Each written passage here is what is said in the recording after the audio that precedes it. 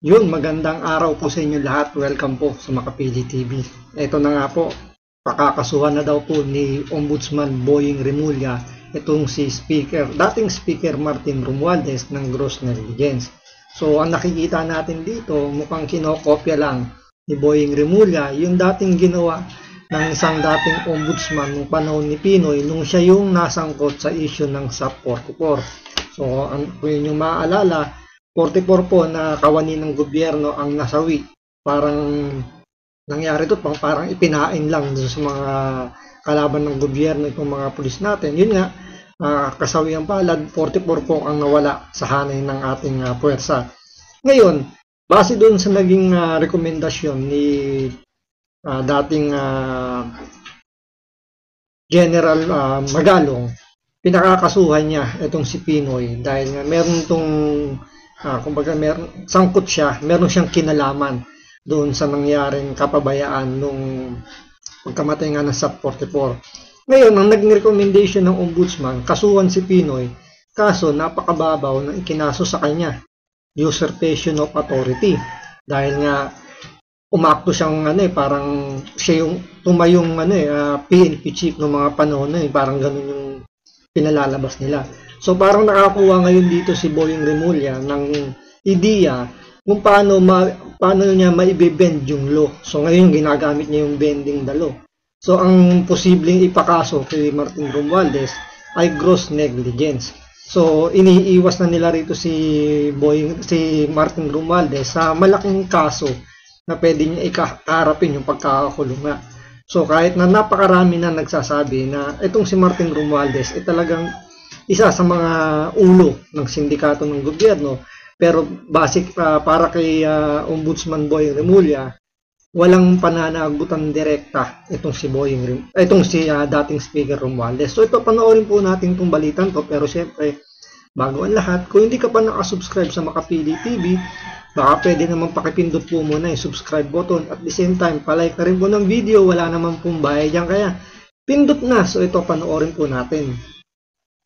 At sa iba pang balita, nirekomenda na ng ICI sa Office of the Ombudsman na imbestigahan sina dating DPWH Secretary Manuel Bonoan at kasama na po si dating House Speaker Martin Romualdez. Kunin natin ang detalye sa report ni TJ Mendoza. There has been a lot of connivance. Congress, DPWH, even the agencies that were supposed to monitor the fund movements. Ito ang pahayag niya. Dito naniniwala ako, tama yung sinasabi niya, totoo. Talagang yung connivance pagdating dito sa corruption sa flood control, talagang grabe.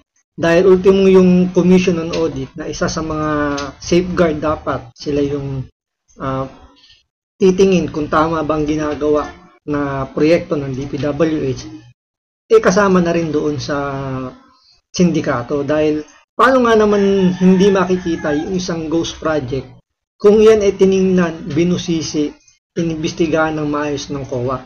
Ghost project nga, di ba? So doon pala makikita nyo na nagkaroon talaga ng kontsabahan. So lahat talaga ng ahensya ng gobyerno nakikinabang na pagdating sa pagnanakaw ng pera ng taong bayan.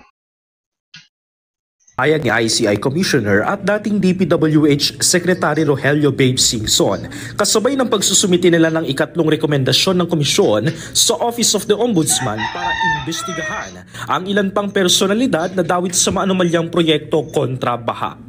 We'll be submitting our interim report and recommendation to the Office of the Ombudsman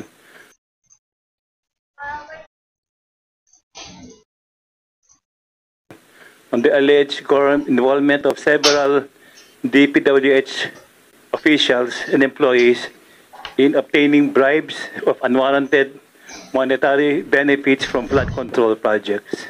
Inirekomenda ng ICI sa Office of the Ombudsman na imbestigahan sina dating DPWH Secretary Manuel Bonoan, mga dating DPWH Undersecretary Roberto Bernardo at Maria Catalina Cabral sa maaring paglabag sa Code of Conduct and Ethical Standards for Public Officials and Employees. Some of it can be attributed to gross inexcusable negligence, if I'm not mistaken. Being the Secretary of Public Works, It was his job to make sure that things happen properly. I think that's one of the recommendations. Kabilang rin sa inirekomendang imbestigahan ay sina dating DPWH Bulacan 1st District Engineers Henry Alcantara, Bryce Hernandez at JP Mendoza.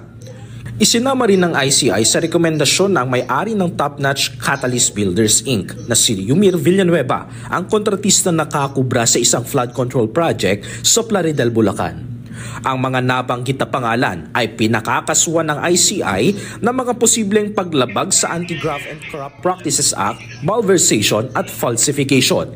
Sa ulat kasi ng Commission on Audit o ng COA, nakitang mayroong approved bid plan para sa isang riverbank protection structure sa bagong silang Plaridel, Bulacan. Ang naturang proyekto nagkakahalaga ng 72.3 million pesos. Top-notch Catalyst Builders Inc. naman ang napiling kontraktor. Pero sa technical inspection na isinagawa ng Special Audit Team ng COA noong September 15, ang proyekto kontra baha, hindi nila nakita. Sa malalimang pagsisiyasat ng COA, napag-alamang ni-relocate pala ang naturang proyekto. Taliwas. Diba? Kasama talaga sa sa nakinabang, kasama sa pagnanakaw itong Commission ng Audit na rin. Imbis na diba na i-red flag na nila kagad. Kitang-kita naman na inilipat, nirelocate daw yung proyekto na supposedly meron yung specific na lugar kung saan nilalagay. Pero bakit inirelocate? So doon pa lang makikita nyo na meron ng pananagutan pero walang ginawa yung audit. Kasi nga, merong may pinagtatakpan na kagad dahil may kumita. So kailangan pati yung Commission on Audit managot din sa nangyaring kapabayaan dito sa flood control scam na to. Taliwas sa approved bid plans. Sa ikalawang findings ng ICI, sinabi din nitong dahil inexistent ang naturang proyekto, walang basehan ng Bulacan 1st District Engineering Office para bayadan ng buo ang top-notch Catalyst Builders. Napag-alaman ding nagkaroon ng sabwatan sa pagitan ng mga DPWH officials at ang contractor na top-notch. We feel aggrieved in what has been committed against the monies of the Filipino people. We condemn the white-collar criminality. We condemn the ninja style of manipulating the budget so as to please a few, greedy few. Samantala, posible namang maharap sa kasong gross and excusable negligence Tingnan nyo pagdating kay Martin Romualdez, posible pa lang siya makakasuhan. So hindi pa sigurado, posible pa lang. So anong na-expect natin? Bending the law, Ombudsman Boying Remulla? Si dating House Speaker Martin Romualdez. Tinitignan ng Ombudsman na malaki ang impluwensya ni Romualdez sa pagpili ng House Appropriations Chair, kung saan pinamunuan ito ni Regina Bicol Representative Zaldico. When we look at the Zaldico cases, and the whole path... Ito, pakinggan ninyo kung paano to manipulahin ni Boying Remulla para may iwas niya si Martin Romualdez at madiin lang dito si Bicol, dating Bicol Congressman Zaldico. So parang hinuhugasan na nila rito si Martin Romualdez na wala siyang kinalaman kung ano man yung ginagawa ni Zaldico nung siya yung head ng Committee on Appropriation ng House of Representatives. The whole pattern that happened, it was really Zaldico working with some senators that came up with a final version of the budget. And the plan was laid out there. If fingers do not point to the speaker, former speaker, as the leader of the House, he was responsible for the appointment of Zaldico.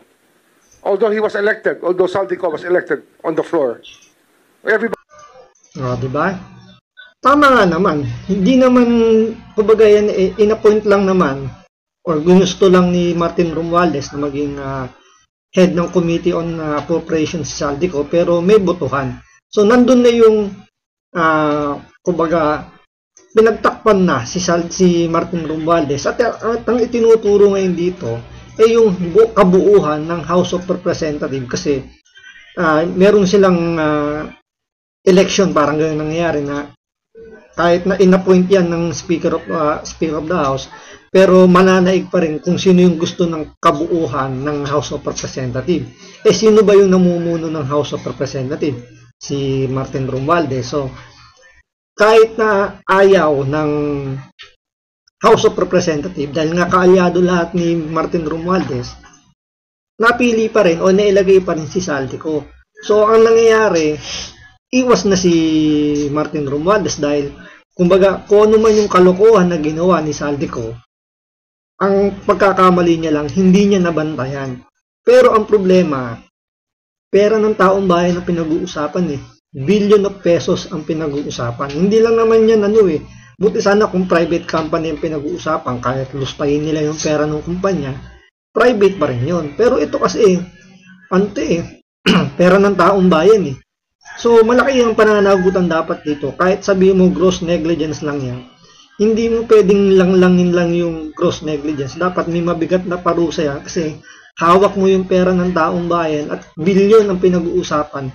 Hindi lang milyon, bilyon ang pinag-uusapan. So marami na yung namatay dyan, sigurado dahil nga flood control pinag-uusapan, marami ng ari-arian yung nasira dahil sa baha.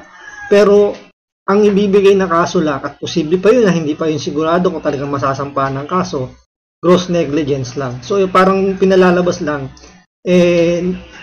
ginawang bobo ni Saldico, itong si Martin Romualdez, napaikot lang ni Saldico. So ang nangyayari, naididiin lang itong si Saldico dahil di naman nila mahahanap dahil nga nasa ibang bansa na, di ba? Ayaw nga nilang pauwiin.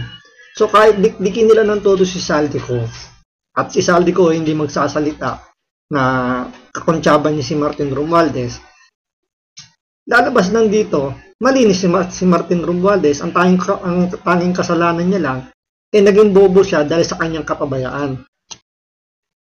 Everybody knows that it is the Speaker's choice. Bago maisapinalang rekomendasyon ng ICI ay dadaan pa ito sa fact-finding ng Ombudsman na